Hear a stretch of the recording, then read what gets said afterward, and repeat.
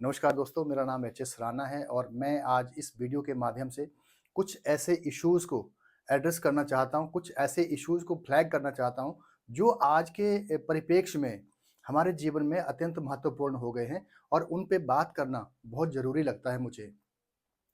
मैं ऐसे बहुत सारे टीचर्स को जानता हूँ, बहुत सारे स्टूडेंट्स को जानता हूँ, जो ना तो सही से पढ़ाते हैं और ना ही स्टूडेंट सही से पढ़ पाते हैं।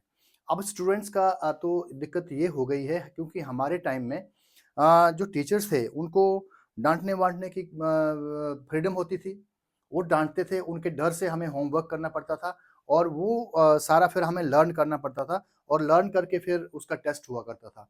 लेकिन आज तो आप देखते हैं कि बहुत सारे ऐसे टेस्ट भी हैं, एग्ज़ाम्स भी हैं, क्लासेस भी हैं जिसमें टेस्ट होता ही नहीं है, फाइनल एग्ज़ाम होता ही नहीं है और एक एजुकेशन पॉलिसी के नाम पे या कुछ ऐसी डिफरेंट पॉलिसीज़ के नाम पे ये एक बहुत बुरा सिस्टम क्रिएट हो गया है। मुझे बीइंग गवर्नमेंट ऑफिसर ये सारी चीज़ें क्रिटिसाइज़ नहीं करनी है। बस मैं फ़ोकस करना चाहता हूँ कि जो टीचर्स होते हैं उनके ऊपर बहुत ज़्यादा रिस्पॉन्सिबिलिटी होती है अपने बच्चों को पढ़ाने के लिए, अपने स्टूडेंट्स को पढ़ाने के लिए। तो सबसे पहले जो है वो टीचर का ये दायित्व बनता है कि वो अपने स्टूडेंट की जो कैपेबिलिटीज़ हैं, उनको जानने का प्रयास करें।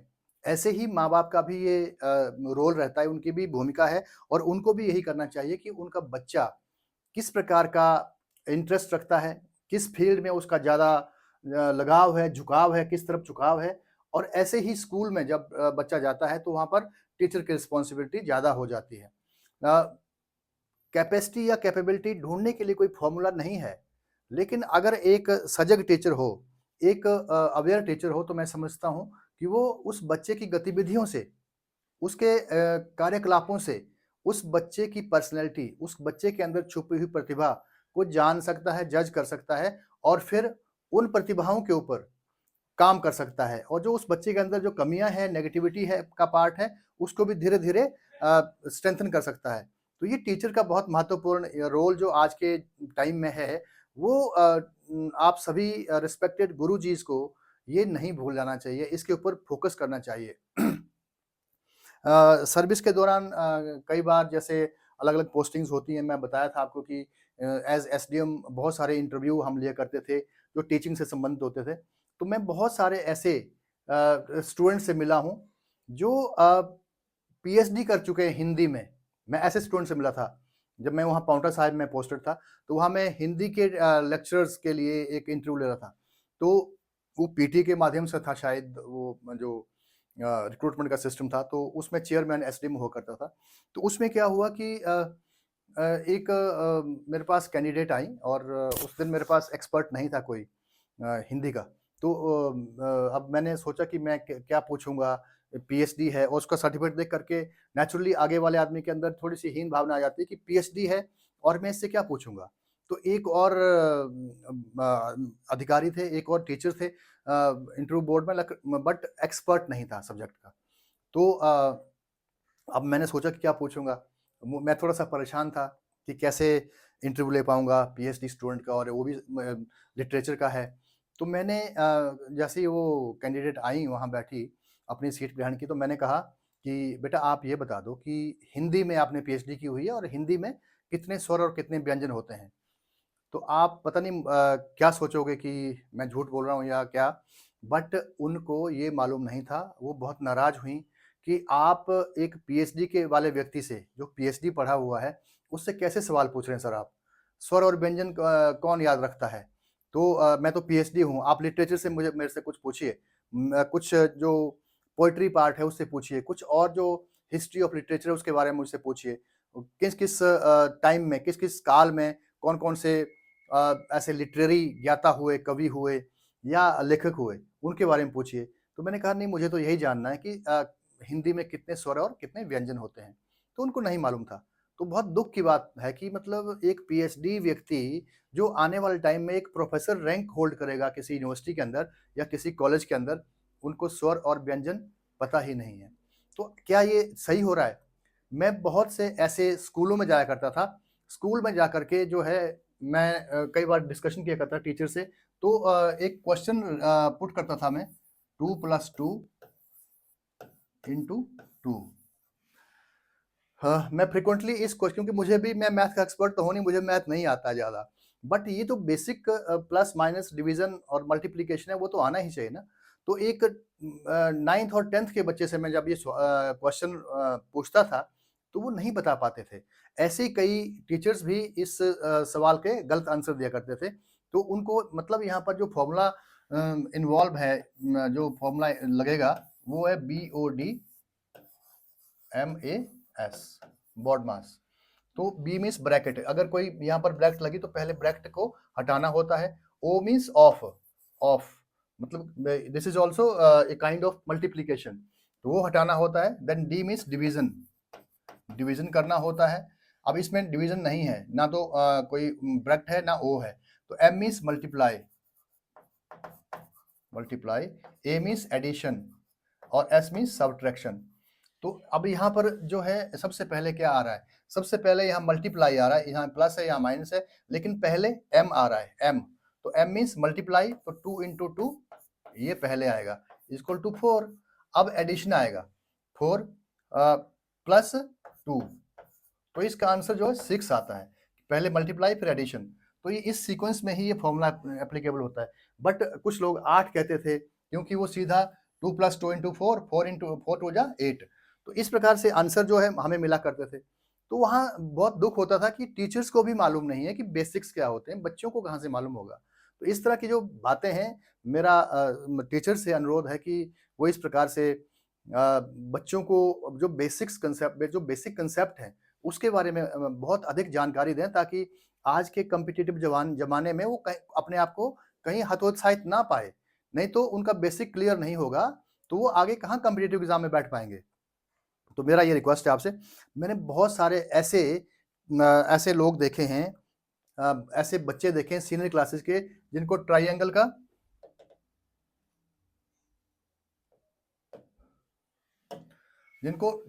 का एरिया निकालना नहीं आता है।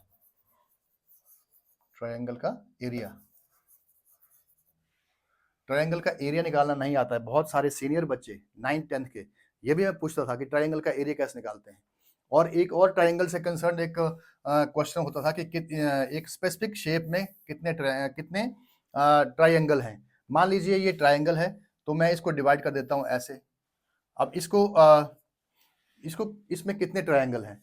अब कोई कहेगा 2, लेकिन 2 नहीं है, ज़्यादा हैं। वैसे ही अगर मैं ये डिवाइड कर दूँ, इसको भी कर दूँ और इसको भी कर दूँ, तो कितने हो गए? तो ये एक फॉर्मूला है इसका भी, हमें बचपन में सिखाया गया था हमारे टीचर द्वारा। हमारे गुरु बहुत अच्छे होते थे, एक्स्ट्रा टाइम में पढ़ाया करते थे। लेकिन आज के ज़माने में ऐसा नहीं है। एक्स्ट्रा टाइम में यहाँ आजकल ट्यूशन पढ़ाई जाती है, और वही टीचर जो मैक्सिमम टाइम में स्कूल में होते हैं, वही घर में भी ट्यूशन सेंटर खोला होता है। तो ये एथिक्स के अगेंस्ट समझता हूँ मैं इन चीज़ों को। अगर आप थोड़ा-सा टाइम निकाल करके ऐसे स्टूडेंट्स के ऊपर फोकस करें, मैं समझता हूँ कि बच्चे संभल जाएँगे और सीखने का प्रयास करेंगे। अब इसमें क्या है, इसको ये कितने ट्रायंगल हुए, इसको निकालने के लिए एक फॉर्मूला हमें समझाया गया था। इसमें ये 1, 2, 3, 4। अब ये जो 1 पहला, इसको नंबरिंग करना है आपने, 1, 2, 3, 4। इसको 1 + 2 + 3 + 4, इसका सम करेंगे तो उतने ट्रायंगल इसमें हैं। जैसे 1 + 2 3, 3 + 3 6, 6 + 4 10, मतलब इस शेप में 10 ट्रायंगल हैं, 10 त्रिभुज हैं इसमें, 10 त्रिकोण हैं इसमें। तो इस प्रकार से आप इसको समझ सकते हैं। ऐसे ही इसका पेरीमीटर साइड का प्लस कर देना होता है। तो ये जो बेसिक कंसेप्ट है, इसको समझना ज़रूरी है अगर हमने आगे बढ़ना है। बहुत सारे ऐसे उच्च डिग्री के लोग जो हैं, लॉन्गिट्यूड, लैटिट्यूड के बारे में नहीं जानते। Longitude, latitude. अब भाई साहब, आपने जियोग्राफी पढ़ ली है। जियोग्राफी में आप कई बार ग्रेजुएशन भी कर लेते हो, लेकिन आपको लॉन्गिट्यूड और लैटिट्यूड का पता नहीं होता है, और आप बैठ जाते हैं एटलस सीखने के लिए कि एटलस के ऊपर कौन सी कंट्री या कौन सा कॉन्टिनेंट कहाँ है, कौन सा ओशियन कहाँ है, कौन सी सी कहाँ है, कौन सा एरिया किस जोन में पड़ता है। वो सारी चीज़ देखने के लिए बैठ जाते हैं, लर्न करने के लिए तुक्का लगाने के बैठ जाते हैं, और फिर कहते हैं कि मैं कॉम्पिटिटिव एग्जाम क्वालिफाई करूंगा, मैं IAS का एग्जाम क्वालिफाई करूंगा, मैं HS का एग्जाम क्वालिफाई करूंगा। मैं बेसिक बातें कर रहा हूँ। जिस अगर लॉन्गिट्यूड और लैटिट्यूड पता नहीं है, जो ABC ऑफ जिस जियोग्राफी है, तो फिर आप कैसे आगे बढ़ोगे? बहुत लोगों से जानता हूँ जिनको इसका पता ही नहीं कि क्या होता है। तो उसके बाद अगर मैं बात करूँ आपसे कि बहुत सारे लोगों से, छोटे बच्चों से, 5th और 6th क्लास के बच्चों से मैं noun, pronoun, adjective, adverb, verb, preposition ये पूछा करता था। जो बेसिक ग्रामर है इंग्लिश लैंग्वेज में, उसको पूछा करता था। हिंदी में संज्ञा, सर्वनाम, विश्लेषण, क्रिया विशेषण ये सारी चीज़ें पूछा करता था। तो ये भी लोग बच्चों को नहीं आता है। तो ये बेसिक हैं लैंग्वेज के। तो इसके बारे में भी जानना ज़रूरी है कि नाउन क्या होता है, प्रोनाउन क्या होता है। एक सेंटेंस दिया हुआ है, उसमें आपने आइडेंटिफ़ाई करना है कि कौन-सा नाउन है, कौन-सा प्रोनाउन है, एडजेक्टिव, वर्ब और प्रीपोजिशन कहाँ-कहाँ है, क्या-क्या है, वो सारा आपको सीखना पड़ेगा, पढ़ना पड़ेगा। अगर मैं संक्षेप में कहूँ, तो आज का जो विद्यार्थी है, आज का जो स्टूडेंट है, वो डिग्री प्राप्त करने के बाद ना तो अच्छे से अंग्रेजी जानता है और ना ही अच्छे से हिंदी जानता है या कोई और लैंग्वेज। अगर उनसे हम कहें कि आप उनसे हम 10 लाइन्स हिंदी की लिखवा दें, तो 50 गलतियाँ होंगी, क्योंकि उनको हिंदी की मात्राएँ लगाना नहीं आती है। मैं बहुत बार ये देखा है, मैं डिक्टेशन दिया करता था स्कूल में भी, कॉलेज में भी, तो न बच्चों को पूरा प्रॉपर्ली जो उसकी मात्राएँ होती लगानी नहीं आती थी, 50 गलतियाँ 10 सेंटेंस लिखने में होती थी। ऐसे ही अगर मैं इंग्लिश की बात करूँ, तो कहते हैं मैं तो इंग्लिश स्कूल में पढ़ा हूँ, मैं हिंदी मुझे नहीं आती है। तो भाई साहब मैं ये भी सारा देख चुका हूँ कि इंग्लिश के अगर 5 सेंटेंस लिखाऊँ, तो उसमें भी 50 गलतियाँ होती हैं। ना तो उनको स्पेलिंग आते हैं, ना उनको proper placement of different words आता है सेंटेंस के अंदर। तो फिर ये समाज हमारा जो देश है कहाँ जा रहा है? यूथ हमारा कहाँ जा रहा है? इसीलिए यूथ जो है अंत में बहुत सारे कॉम्पिटिटिव एग्ज़ाम की बात करता है, उसमें बैठने की बात करता है, उसको क्वालीफाई करने का के बारे में सोचता है, लेकिन जब बेसिक्स देखता है अपना तो वो कहीं स्टैंड नहीं करता और फिर वो डिप्रेस हो जाता है और जब डिप्रेस होता है, तो वो फिर कहीं न कहीं किसी गलत रास्ते पर भी निकल जाता है। ये मुख्य कारण है और यहाँ पर ज़िम्मेदारी किसकी है? सबसे पहले पेरेंट्स की और उसके बाद टीचर्स की। तो अब बच्चों को ना तो ग्रामर का पता है, ना लैंग्वेज का पता है, ना प्रॉपर कम्युनिकेशन का पता है, ना राइटिंग की प्रैक्टिस आजकल खत्म हो गई है। अगर आप लिखते नहीं हो, तो आपके सबकॉन्शियस माइंड में वो जो आपने पढ़ा है, लंबे टाइम तक नहीं रहेगा और आपको उसका फ़ायदा नहीं होगा। उसको अपने जीवन में आप नहीं उतार पाओगे। तो ये जो पढ़ाई आजकल हो रही है, मोबाइल के ज़माने में आप बच्चा कहता कि मम्मा पापा मैं तो पढ़ रहा हूँ मोबाइल के ऊपर। पेरेंट्स कई बार बेचारे सोचते हैं हाँ यार पढ़ रहा होगा, लेकिन पढ़ नहीं रहा होता है, कुछ और ही कर रहा होता है। तो ये सारी चीज़ें जो हैं अल्टीमेटली हमारे यानी माँ-बाप ने तो काफ़ी लाइफ़ जी ली है, जो करना था कर लिया, लेकिन बच्चों आपका जो टाइम है, वो बहुत बहुत भयंकर होने वाला है। आप कहीं नहीं पहुँच पाओगे अगर यही स्थिति रही तो। सबसे पहले आप जो बेसिक हैं उसके ऊपर मास्टरी कीजिए, उसके बाद जो आपका आगे जो गोल है उसको सेट कीजिए। गोल आपका इमोशनल होना चाहिए, बार-बार कहता हूँ। आपको पता होना चाहिए कि मैं मुझे ये अचीवमेंट क्यों करनी है, इस चीज़ में सक्सेस क्यों होना है, वो उससे आप कनेक्टेड होने चाहिए और पता होना चाहिए, क्लैरिटी होनी चाहिए कि व्हाय की क्लैरिटी होनी चाहिए कि क्यों करना है मुझे। तो वो सारी चीज़ें आपको समझनी है, नहीं तो आज के कॉम्पिटिटिव युग में ऊपर से ऐसा आईटी का प्रेशर है, टेक्नोलॉजी का प्रेशर है, मोबाइल में आजकल नई-नई चीज़ें आ रही हैं, वो भी सीखते हो आप, वो भी करते रहते हो। तो लिखना, पढ़ना रेगुलरली पहले पढ़ना फिर लिखना और फिर जो है उसको अपने प्रेज़ेंट लाइफ़ से लिंक करना बहुत ज़रूरी है। अगर सच में एक अच्छी लाइफ़ जीना चाहते हो और सच में कहीं अपने पाँव पर खड़े होना चाहते हो तो, आज आपको खुद के पाँव पे खड़ा होना बहुत ज़रूरी है, जल्दी ज़रूरी है, अर्ली एज में खड़े हो जाना ज़रूरी है। आप वेट नहीं कर सकते कि मैं 40 साल के बाद ये काम करूँगा, 40 साल के बाद तैयारी करूँगा। बहुत बच्चे ऐसे हैं, कहते हैं मैं अभी छोटा हूँ, मैं तो अभी अगले साल से तैयारी शुरू करूँगा और अभी लगातार मोबाइल की रील्स देख रहा है और कुछ और देख रहा है, पता नहीं क्या-क्या देख रहा है। तो वो सारी बातें जो हैं अल्टीमेटली आपके लिए बहुत हानिकारक सिद्ध होने वाली हैं। मेरा निवेदन है आपसे टीचर से भी, पेरेंट्स से भी और स्टूडेंट से भी, सारी बातों पर ध्यान देने का प्रयास करें, समझें और देखें कि मैं क्या गलत बोल रहा हूँ या ठीक बोल रहा हूँ। तो अपने कमेंट के साथ आप मुझे लिखिएगा।